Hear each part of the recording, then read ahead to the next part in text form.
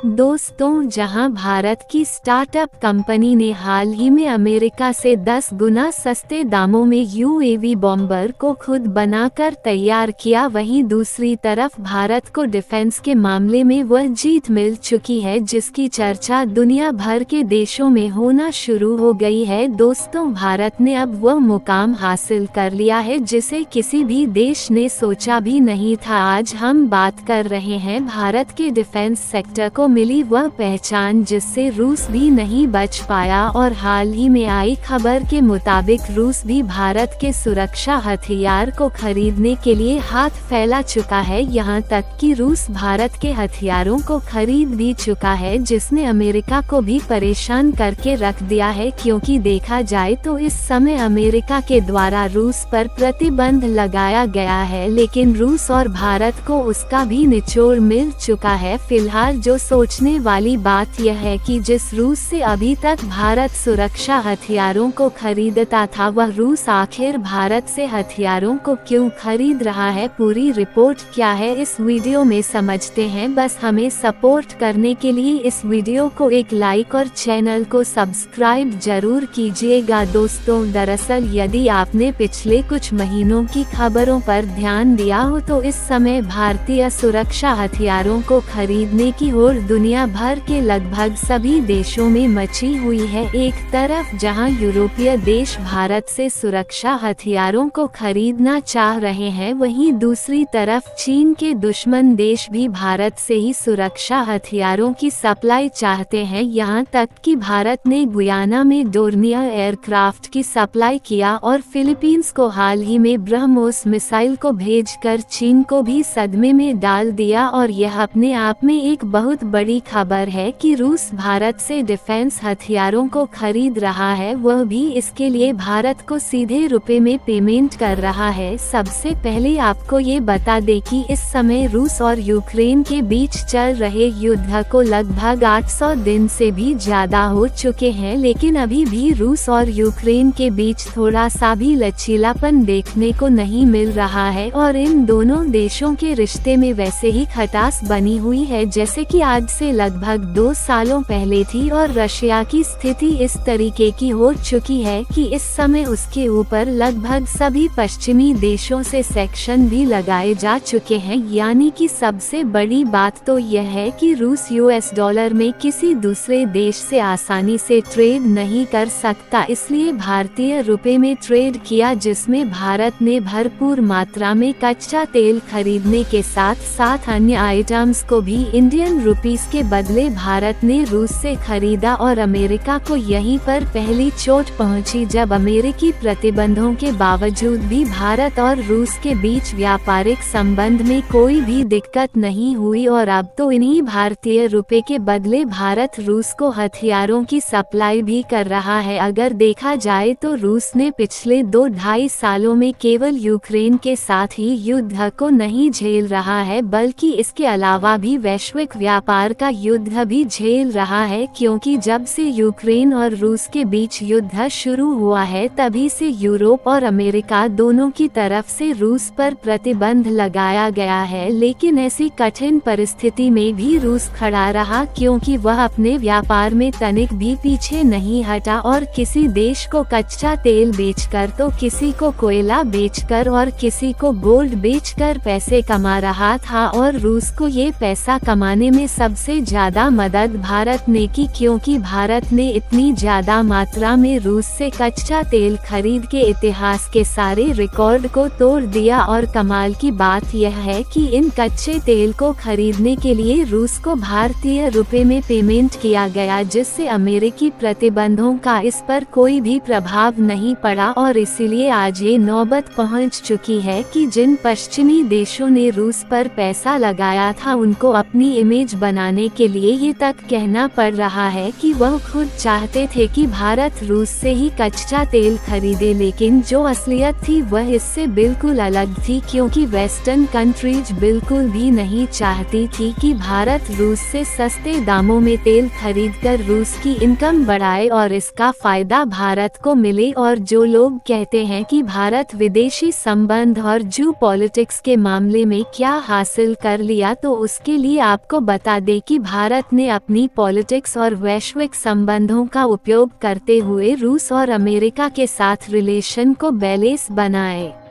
रखा, जिससे इतनी सस्ती कीमतों में कच्चा तेल खरीद लिया है, जिससे दुनिया को हमने महंगाई की मार से बचाया, जो कि अपने आप में एक बहुत बड़ी बात है। अगर आप ध्यान दें तो साल 1990 के दौर में दुनिया भर में महंगाई इसलिए बढ़ी थी क्योंकि उस समय गल्फ वॉर शुरू हो गया था, जिससे कच्चे तेल की कीमत बढ़ने से दुनिया के कई देशों में महंगाई इतनी ज़्यादा बढ़ गई थी कि इकोनॉमी क्राइसिस की ओर देखी गई। और पिछले 2 सालों में भी वही कंडीशन बनी थी, क्योंकि जो रूस दुनिया भर के लगभग सभी देशों में कच्चे तेल को भेजता था उसी पर प्रतिबंध लगा दिया गया था, और केवल अरब देश ही ऐसे ऑप्शन थे जहां से कच्चा तेल खरीदा जा सकता था, जिससे कच्चे तेल की कीमत अचानक से बढ़ना शुरू हो गई थी। लेकिन रूस के साथ भारत के मजबूत संबंध को देख भारत की पॉलिसी को अपनाते हुए रूस और ईरान जैसे देशों ने भी कच्चे तेल को खरीदना कम नहीं किया और दुनिया में महंगाई को बढ़ने से रोकने में कामयाबी हासिल हुई। हालांकि अच्छी बात यह है कि एशियाई कंट्रीज में यह महंगाई पूरी तरह से कंट्रोल रही, लेकिन अगर आपको याद हो तो वेस्टर्न देश जैसे कि जर्मनी और यूके महंगाई को कंट्रोल नहीं कर सके, और आपको याद हो तो इसी महंगाई के कारण यूके के अंदर 3 प्रधानमंत्री बदले गए जो महंगाई को निपटाते निपटाते खुद निपट गए, और इसीलिए यूके में जो भारत के रहने वाले ऋषि सुनक थे इनको प्रधानमंत्री बनाया गया, जिससे महंगाई कंट्रोल हो पाई। और सबसे अच्छी बात यह है कि दुनिया के कई देशों ने भारत से कच्चा तेल खरीदा, जो कि हम खुद ही रूस से खरीद रहे थे। लेकिन इस बार पश्चिमी देशों के प्रतिबंधों के बावजूद भी भारत और रूस ने कच्चे तेल की कीमतों को नहीं बढ़ने दिया, जहां भारत ने सिर्फ रूस से ही नहीं बल्कि अमेरिका से भी सस्ते दामों में कच्चे तेल को खरीदकर अमेरिका और रूस के बीच भारत के रिलेशन का बैलेंस बराबर टिका रहा, और उस समय रूस भारत को रुपए के बदले कच्चा तेल दे रहा था। इसलिए अमेरिका को मजबूरन भारत के हाथों सस्ते दामों में कच्चा तेल बेचना पड़ा। इसीलिए भारत के कूटनीति की चर्चा फिर से शुरू हो गई है, जब रूस भारत में बनाए गए हथियारों को खरीद रहा है। दरअसल रूस ने भारत को जो कच्चा तेल बेचा था उसकी कीमत चुकाने के लिए वोस्ट्रो अकाउंट का इस्तेमाल किया गया, जो कि भारत की बैंकों में रूस की बैंकों ने खुलवाया था, और इस समय रूस के पास इन अकाउंट में लगभग $50 बिलियन